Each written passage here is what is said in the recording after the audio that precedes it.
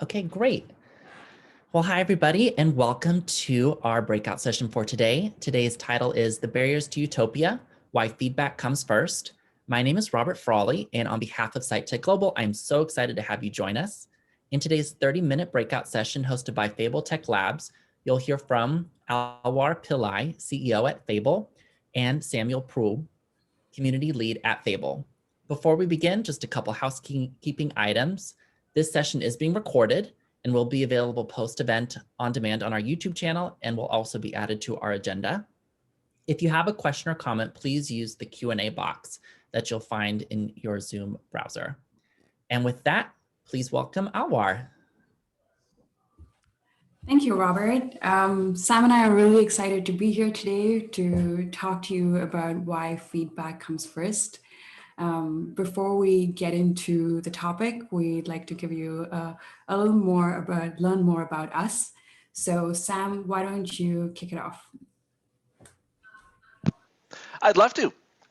Super excited to be here. Hi, everyone. I'm Sam Proulx. I am the community manager here at Fable Tech Labs. So my day job involves recruiting, supporting, and helping out the excellent and diverse community of folks, all of whom live with a disability and use assistive technology that we work with here at Fable to help test our customers' products. I myself am a screen reader user and have been using screen readers for 30 years across all kinds of different platforms. So accessibility is something that I'm extremely passionate about and that is very close to my heart. And that's why this talk is so important to me today. Because if the research that we're doing doesn't include people with disabilities, how will the product that we wind up building ever be accessible and be usable and be a good experience for people with disabilities unless we've done the research to make it so? And if the product isn't accessible and isn't a good experience, that of course can have a massive impact on people with disabilities, especially in today's online world where you may be unable to apply or get jobs or just participate in daily life with the independence that everyone with a disability needs and I believe is entitled to. Perfect. And hi, everyone. My name is Alwar. I am the co-founder and CEO of Fable. My background has been in design. I've been also an accessibility specialist, an accessibility manager in organizations, and see the way companies approach accessibility. It's always focused on remediation, it's focused on compliance, and the big thing that was missing was the voices and perspectives of people with disabilities. And that's the reason we started Fable, is to help make it easier for companies to engage with people with disabilities throughout the research and development process. The reason this talk is important to me is because two things. There's the way we build products has changed and it constantly changes. And the way users engage with products also constantly change. We have new technologies, there's new interactions, but unfortunately, our research and research methods haven't transformed a lot. And we think that's what's needed to start integrating the perspectives of people with disabilities. So today, what we're going to be doing is we're going to be talking about three aspects. One is why current research processes are limited and it's making it harder for us to collect feedback from people with disabilities. The second is what are the basic methods to collect authentic feedback? And the last part is once you've collected feedback, what do you do with it? So let's get into why current research processes are limited and how we can engage people with disabilities. The first one is think out loud. Think out loud is an extremely common method that organizations use to identify how usable a product is. It's simply asking a user to go through a product or go through a task and ask them to verbalize their thoughts. This has existed over 20 years. It's a really cheap method and robust process to collect feedback. All it requires is a participant to perform a task and to talk about their experience. Sam, what do you think are the challenges with this process when it comes to people with disabilities?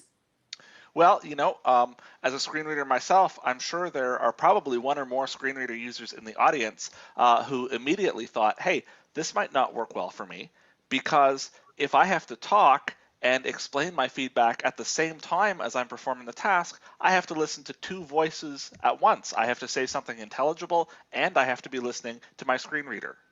And of course, even if you could talk intelligently while listening to your screen reader and performing a task, it would wind up being a problem for the researcher, who now has to listen to and comprehend two voices at once, one of them being an unusual robotic screen reader voice.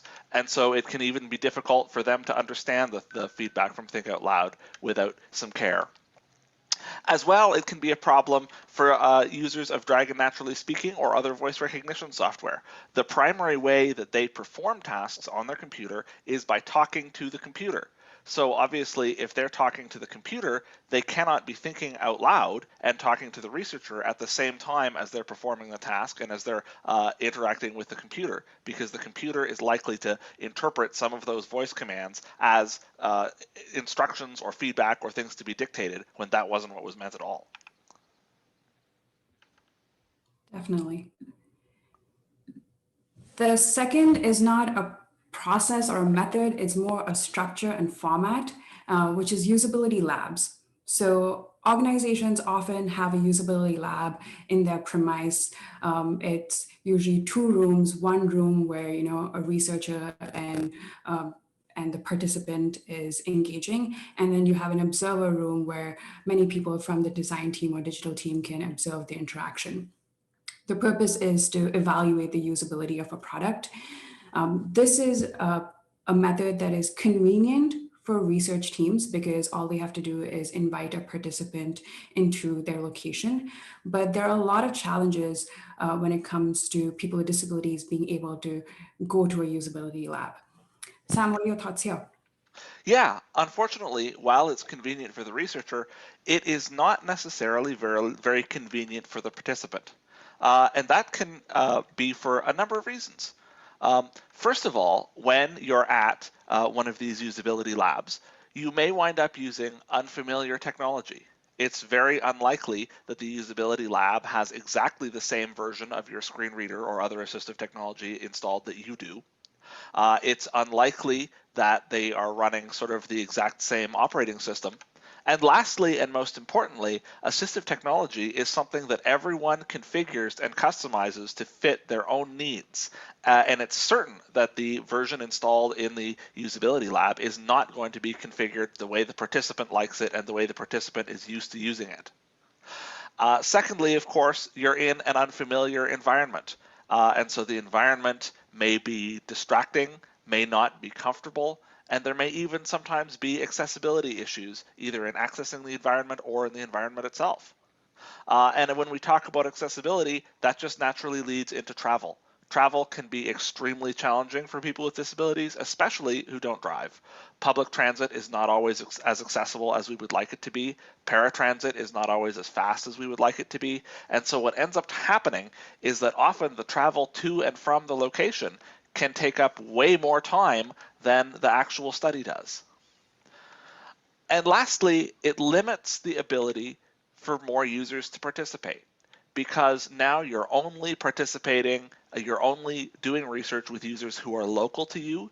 You're only doing research with participants who can manage to travel to your location, and you're only doing research with participants who are willing to go through all of that discomfort and irritation and extra time. And frankly, unfortunately, some people just aren't willing to go through all of that, and I don't really blame them. Yeah, I think that's completely understandable. And while sometimes, methods can be convenient for research teams, it's important for us to take into the considerations of the convenience of the participant. And if you do have a participant with a disability who has gone through all of this to, make it happen, how much burden have we put on them, and what is the impact of their engagement in that current situation? So that's something for us to keep in mind. The next one here we have is the SUS survey. So that's the system usability scale. It's a quick and dirty, reliable tool for measuring the usability of a product. It consists of 10 item questionnaires with a 5 response options. So it goes from strongly agree to strongly disagree. This is an extremely convenient way to collect feedback because all you need is a survey that you can distribute easily, whether that's in person or even online. And it can be applied to really small sample sizes or even large sizes, like almost like thousands of participants. This one also has some limitation when it comes to collecting feedback from people with disabilities. Yeah, the primary limitation that you encounter there is that the system usability scale assumes that all user needs are the same. It doesn't consider the usability needs of diverse users, and it doesn't take into consideration any of the needs of users who are using assistive technologies or anything about them or the challenges that they might encounter. It was interesting to me when I was doing research into the SUS method that when it was published, the original author said that you should customize this to your individual needs, and yet it doesn't seem to have been customized a lot. I know those are sort of some very high-level problems with SUS, and so I'd like to take a minute to kind of go over a couple of the questions that it asks and why those can be a bit of a problem. So one question that the system usability scale asks is, I think that I would need the support of a technical person to be able to use this system. Now, if you're a screen reader user and the website just isn't working properly with your screen reader, you don't need the support of a technical person to use the website. You just need the support of someone who isn't using a screen reader. And so that question really doesn't say much about your experience. Similarly, I imagine another question it asks is, I imagine that most people would learn to use this system very quickly. Now, if you're a person with a disability using assistive technology, that question can be a little bit confusing. What does most people mean? Do they mean most people using my assistive technology? Do they mean most people with my disability? Or do they mean most people? As in, are they asking me to imagine what it would be like for someone without a disability to use this system? And of course, as any researcher knows, when you ask confusing questions that a participant is unsure how to answer, you don't get great feedback. Definitely. So we walk through, 3 methods, formats that are biased against people with disabilities and their ability to provide feedback. On the screen right now, we have various other methods that are used right now in research and to identify how usable a product is, whether that's, card sorting, first click testing, eye tracking, 5-second test. Each of these have some level of bias, and as researchers, we should recognize that they have bias and the decisions we make will influence who uses our product. That said, we do understand that no one methodology will work for everyone. Very similar to design and how you say, one size fits all versus one size fits one. I think that still applies even in research. So what we're suggesting is that research methods should change based on the participant. And while this might be a little inconvenient for research teams because it's always easier to have one method, collect a ton of data, and then work on it, we think to make sure you're actually having diverse perspectives, you need to use different methods simultaneously to collect feedback. So what we'd like to move on to now is what are the methods to collect authentic feedback? And at Fable, we started 2.5 years ago. We've run thousands of engagements with people with disabilities, people who use assistive technologies. We ran it in different formats, moderated, unmoderated, and we've learned a lot. And so for this section, we want to provide some quick tips that we think would help you get started on how to engage and collect authentic feedback. So the first one here we have is continuous engagements. So it's important that you continuously and regularly engage with people with disabilities throughout your research, design, and development process. Often when it comes to accessibility, companies think of it as a one-time fix. So they will have a dedicated accessibility project where they think that, we can tackle all of these accessibility issues and then our product will be accessible. That doesn't work because, our products change, our OSs updates, our browsers updates, our devices updates, and the technology that people with disabilities use also constantly update. So for you to know how accessible and usable your product is, you need to regularly engage and test. The second one, what we've learned is that more empathy leads to better design. And we've seen this at Fable, where we've had, some developers take part in moderated sessions and watch a screen reader user use a product that they built, and the screen reader user is unable to perform the most simplest functions. This really hits home for people of the fact that they built something that actually excluded someone. And we think that the more engagements that digital teams have with diverse people is how it's the needs of diverse people, it's going to be more top of mind. And then the last part here is that an inaccessible design cannot be retrofitted to become accessible. Companies often think about accessibility later. So they build a full product and then they're like, now how do we make this accessible? And when you do that, you've not thought about the user experience of a person with a disability from the get-go. So now you're trying to do patchwork solutions to make the product, quote unquote, just be able to access. So it might take, a screen reader user like 15 clicks to get to something that another user would be able to do in one click. Is that experience accessible? Yes, they're able to access it, but is that a good user experience? No. So we think by having more regular continuous engagements, you can actually build a more inclusive product. Sam, why don't you talk about remote testing? The second method that we have here is remote testing. And as we talked about a little while ago, usability labs and in-person testing can be very difficult for people with disabilities.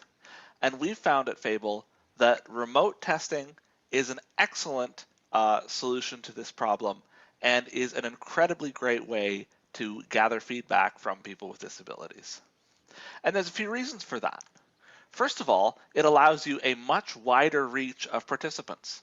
Instead of being restricted to participants who are just local to you and where you work, you can expand and you can test with participants from across the country or even around the world.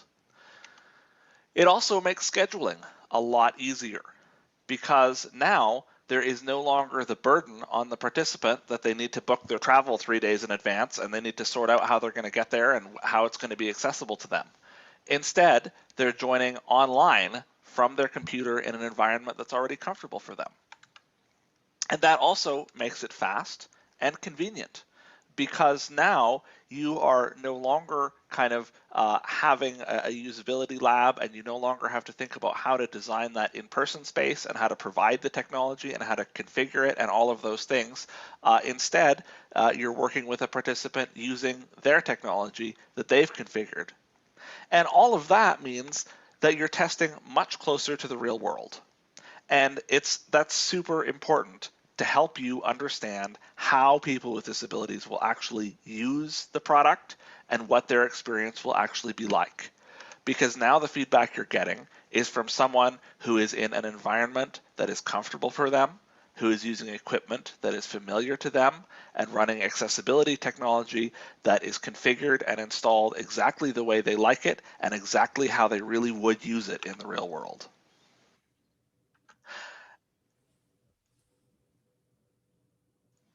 And that sort of leads us into, as we talk about remote testing, it leads us into the importance of adaptability. There's been a lot of changes this year, and all of us have had to learn a lot about adaptability. But one thing that we've always known at Fable is that adaptability is extremely important and powerful when you're collecting feedback from people with disabilities. And the first way that it's important to be adaptable is in your format and in the medium of communication, because you want to hear from as wide a variety of different participants as possible. And there are some participants who will not be comfortable or will not be able to communicate in a video meeting. And so for those participants, being able to collect feedback in a written form is very important because it allows them to participate in a way that they could have never participated, and it allows them to have their voice heard. Whereas similarly, there are some people who are just very uncomfortable with writing and would much rather participate in a video and in a conversation. It's also important to be skill set agnostic and to be adaptable in that way. Because if you test your product with an expert screen reader user, something that is just an annoyance to them may be a complete barrier to an intermediate user or to someone who is just slightly less comfortable with technology. And so you can't say that just because I've tested with one expert and it works for them, that it's going to work for everyone across the board. But part of being adaptable in that way is making sure that the platform that you're using to conduct your research is fully accessible and is easy enough to use that people who are not technology experts don't find they have barriers blocking them from actually participating in your research. And lastly, you need to think about contextual improvement. One example of this is that companies often think about time to complete as a good metric for how well they're doing and how the experience is. Unfortunately, if you take, for example, the time a screen reader user uses to complete a task and compare it with the time a Dragon Naturally Speaking user takes and the time someone using a switch system or a head mouse might take, those times are completely and totally different. And comparing them doesn't really mean anything. Neither does averaging them.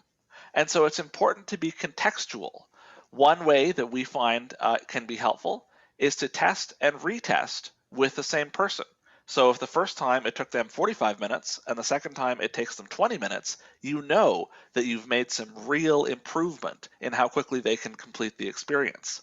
But if you compare a screen reader user, a Dragon Naturally Speaking user, and a head mouse user, you've really learned nothing, because those users are so completely different and have such completely different expectations as to how long an experience should take them. Definitely. I think the more adaptable you make your process, the more adaptable your product can be.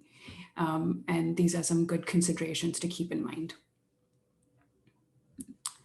So the last part here we're going to move into is, now that you've collected feedback, you have feedback from users, you have feedback from people with disabilities, what do you do with that data? In an ideal world, feedback from users and users with disabilities will live together and be taken on action together. But in reality, the way we, prioritize feedback is often based on like frequency and volume. And if we base it on these things, it automatically removes the outliers. So what are the ways we can make sure that, feedback from people with disabilities and feedback related to accessibility is prioritized? Some of the ways we have seen this work really well is by focusing on impact. And there are 3 questions here that we think is important to ask. One is, can users get access to the service? So are there multiple alternative ways? Is there only one alternative way, or is there no alternative at all? And if that's the case, then that becomes a high priority feedback to work on. The second one is, can users perform critical tasks? So are they able to perform this completely independently? Are they able to perform parts of it independently, or are they not able to perform it independently at all? And if that's the case, then that becomes high priority. The last one was really interesting. Sam and I were chatting about based on what the product is, because that needs to be taken into consideration as well. Sam, what are your thoughts here? Yeah, definitely. I mean, there are some products where, the action that you need to be able to perform is absolutely critical.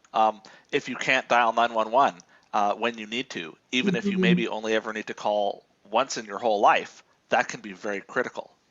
However, in many applications, one good indicator of priority is how frequently will you perform a particular task. A really good example of this in my mind is when I'm doing my online banking. I order a checkbook maybe once every 2 years, if that. I just don't write many checks, don't use checks. And so if I need to get cited help in order to help me place an online order for a checkbook from my bank, well, I'm performing that task rarely, and I don't mind so much having to get a little bit of help. But if it's a task that I'm performing routinely, for example, logging in to check my balance, if that's inaccessible and I need help to do that, well, I'm trying to do that once a month, once a week, maybe even more. And so the impact that it's having on my experience is enormous. So yeah, I think these are some questions that are good to ask, and I think each research team, as you're developing your own matrix to help evaluate and prioritize, to think about what are the questions to ask specifically for assistive technology users, to make sure that their feedback is considered. So at Fable, like we mentioned at the start, like our goal is to make it easy to collect feedback from people with disabilities. When it comes to accessibility, there's a lot of focus around compliance, around how to make sure you're meeting the WCAG standards.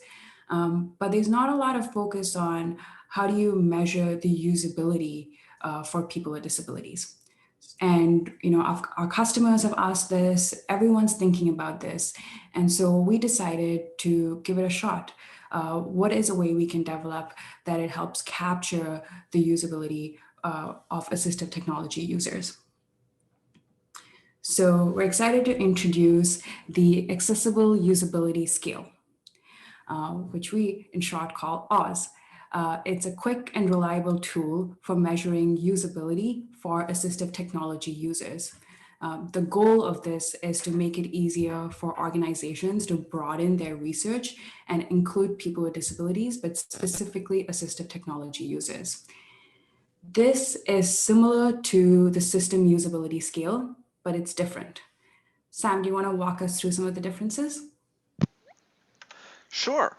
So as we were creating the accessible usability scale, we really thought about all of those questions that I had talked about previously and how they don't necessarily serve people with disabilities.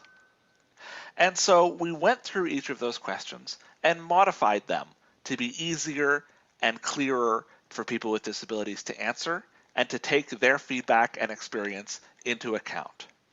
So to go back to that first question that I gave an example of as to why SUS, or the System Usability Scale, does not work, one of its questions was, I think that I would need the support of a technical person to be able to use this system. Well, we've changed that question, so it now reads, I think that I would need the support of another person to use all the features of this website.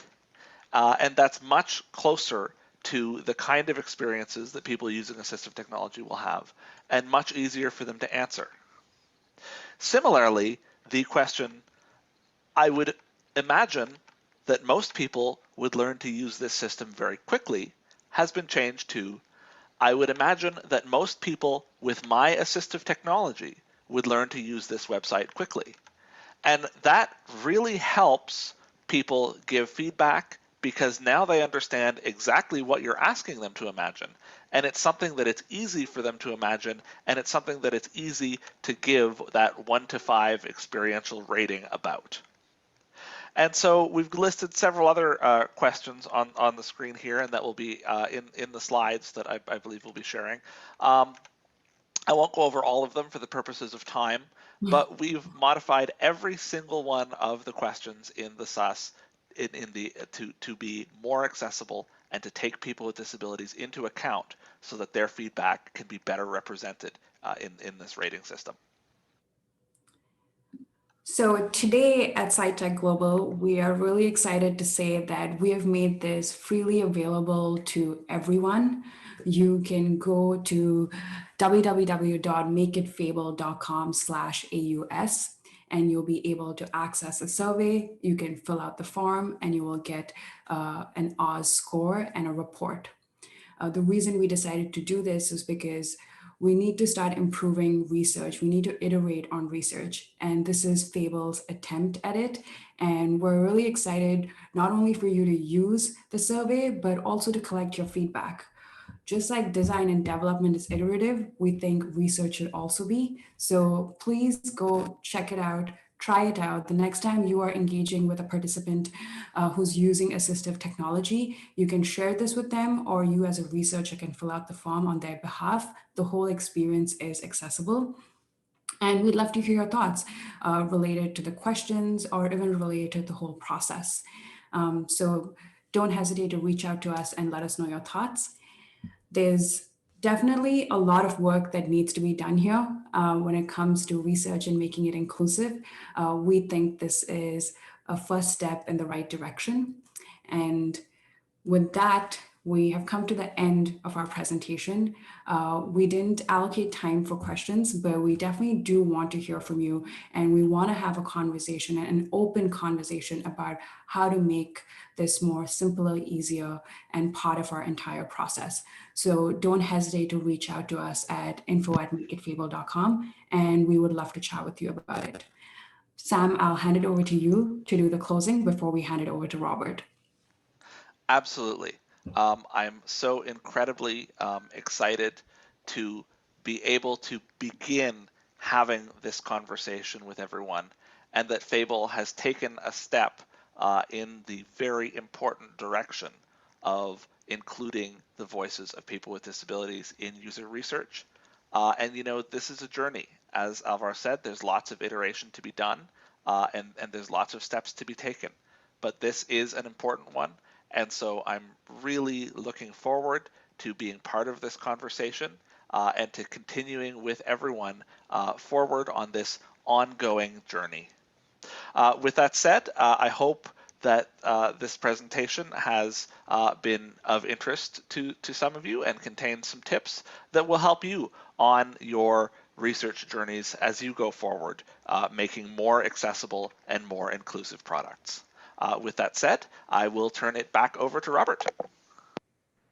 Great. Thanks, Sam and Alwar. This was a great session. For everyone currently on, be on the lookout for an email from Fable with the slides as well as the survey link information. I will also be sending your Q&As to the Fable team as well. So we're going to close out the session right now, but please make your way back to the main stage by going to sitetechglobal.com/event. Enjoy the show.